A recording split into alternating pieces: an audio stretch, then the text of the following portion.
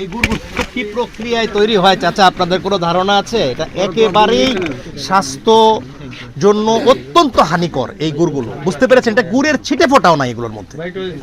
আমি কি কথাটা বোঝাতে পেরেছি? কিসের গুড়? আখের গুড় না আখের রস?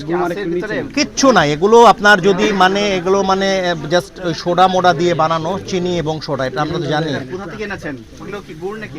ওই যে ওগুলা কি, ওগুলা বয়াম একটু বের করুন তো, একটা বয়াম বের করুন তো। সি সি সি সি, কি অবস্থা!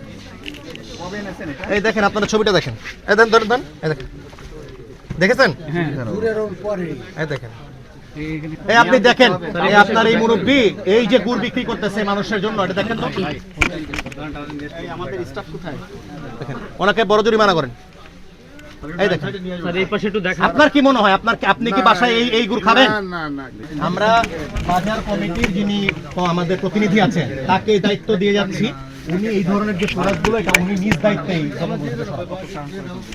আপনার যে অপরাধ করেছেন এটার শাস্তি যদি আমি দিতে চাই তাহলে অনেক বড় শাস্তি হয়, কিন্তু আমি প্রথমবার আপনাকে সতর্ক করছি, ঠিক আছে?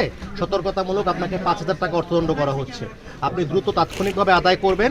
পরবর্তীতে এই অপরাধ যদি হয় আমি আপনার দোকান সিলগালা করে দেবো, এই ধরনের প্রোডাক্ট দিয়ে দোকান চালানো যাবে না। কথা পরিষ্কার?